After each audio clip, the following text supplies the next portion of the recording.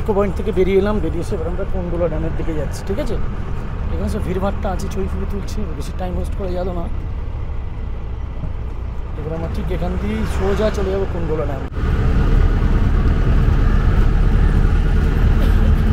রাস্তাটা দেখুন, জাস্ট সব রাস্তা এরকমই, কিন্তু কি সুন্দর। এখানে আবার খাওয়ার ব্যবস্থাও আছে দেখছি। নমস্কার ভ্রমণপ্রেমীরা, আজকের ভিডিওতে আপনাদের নিয়ে চলেছি কেরালার মুন্নারে অবস্থিত এক অনন্য সুন্দর স্থান কোন্ডোলা ড্যাম।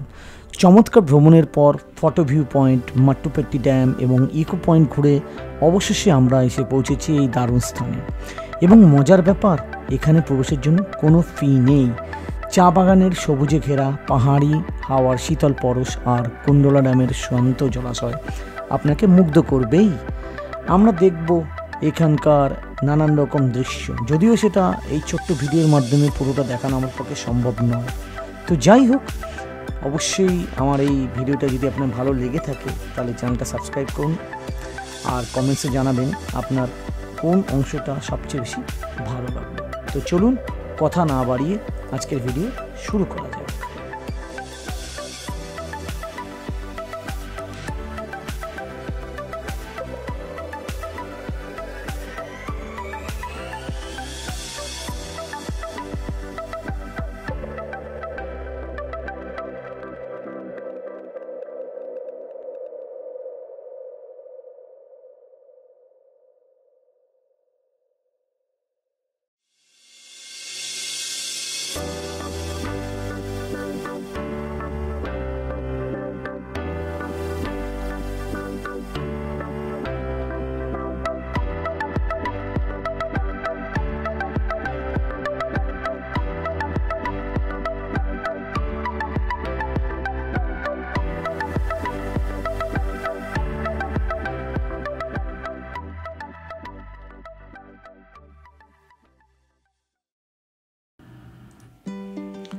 ইকো পয়েন্ট থেকে প্রায় 8 কিলোমিটার দূরত্বে কিন্তু এই কোন্ডোলা ড্যাম অবস্থিত ছিল।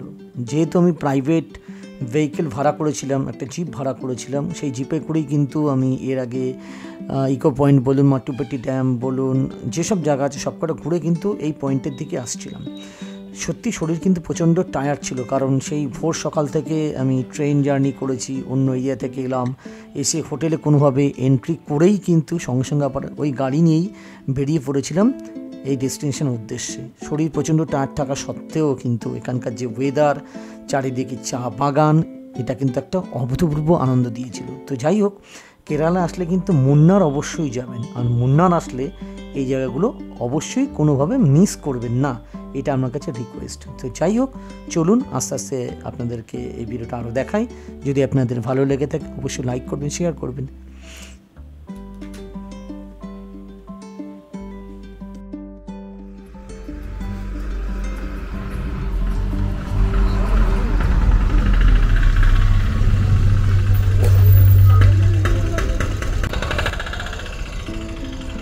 কোন্ডোলা ড্যামের কাছে চলে এসেছি আমরা।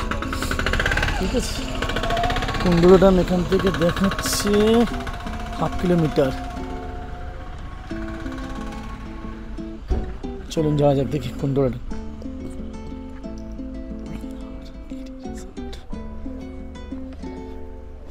কত টাকার টিকিট কি কিছুই জানি না।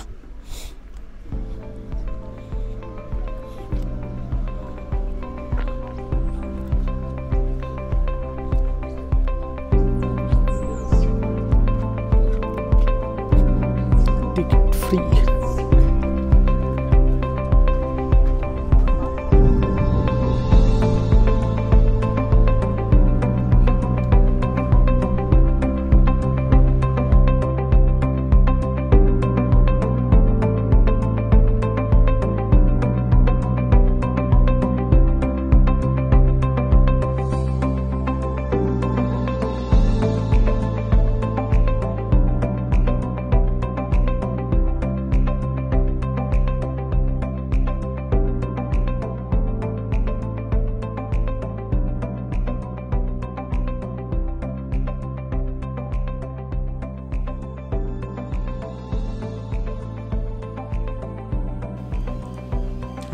সত্যি কথা বলতে কি, শরীর প্রচণ্ড টায়ার্ড থাকা সত্ত্বেও এই যে হাফ কিলোমিটার মানে কুণ্ডলা ড্যামে ঢোকার মুখ থেকে আপ টু কুণ্ডলা ড্যাম, এই যে রাস্তাটা, এই রাস্তাটা কিন্তু হাফ কিলোমিটার হলেও ভালোই কষ্ট হচ্ছিলো, কারণ ডিস্টেন্স কিন্তু খুব একটা কম নয়।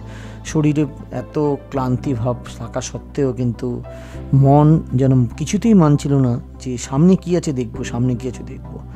তো এইভাবেই কিন্তু আমি এগিয়ে গেছিলাম। অনেকের ক্ষেত্রে কিন্তু এই জার্নিটা অনেক হেক্টিক মনে হতে পারে, কারণ আমি একই দিনে এক জায়গা থেকে আরেক জায়গায় এসে হোটেলে জাস্ট মুন্নারের KSRTC বাস স্ট্যান্ডের কাছে জাস্ট কোনো রকমে যা লাগেজটা ফেলেই সঙ্গে সঙ্গে কিন্তু বেরিয়ে পড়েছিলাম। প্রচণ্ড টায়ার্ড ছিল শরীরটা, আমি বারে বারে যেহেতু উল্লেখ করছি, কারণ আমি কিন্তু একটু হেক্টিক জার্নি করতে ভালোবাসি। তাতে অনেকগুলো জায়গা হয়তো পূরণ হয়, আবার অন্যদিকে যেটা হয় সেটা শরীরে কিন্তু প্রচণ্ড টায়ার্ডনেস আসে, তার জন্য কিন্তু শরীরে একটা এফেক্ট করে। তো যাই হোক, এটা কিন্তু আমার যে কোনো জায়গাতেই যখন যাই এইটা করি, এবং এটা করতে আমার খুব ভালো লাগে। তো যাই হোক, আপনারা দেখতে থাকুন।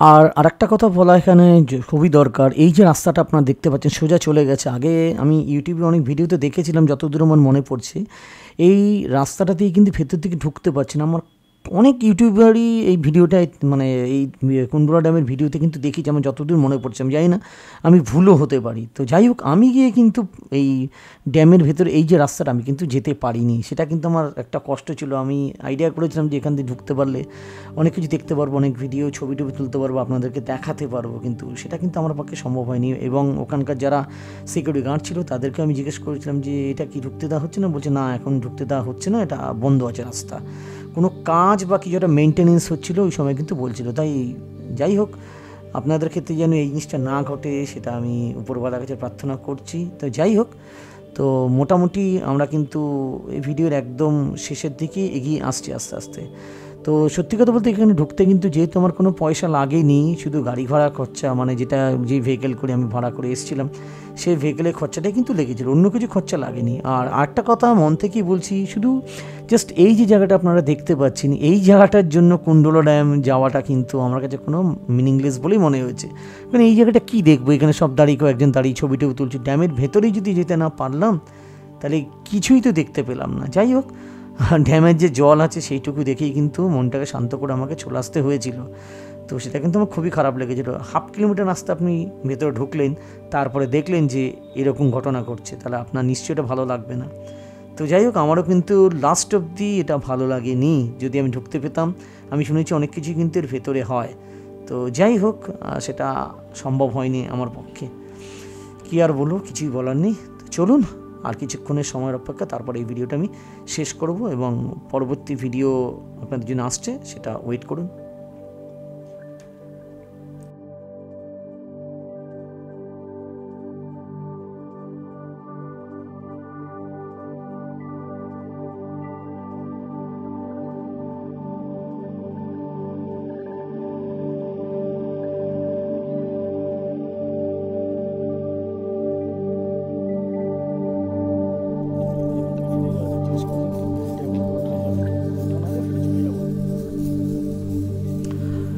আমরা এর পরবর্তী পর্যায়ে আপনাদেরকে দেখাবো মুন্নারের টপ স্টেশন, যেটা কিন্তু তামিলনাড়ু ফরেস্ট ডিপার্টমেন্টের আন্ডারে।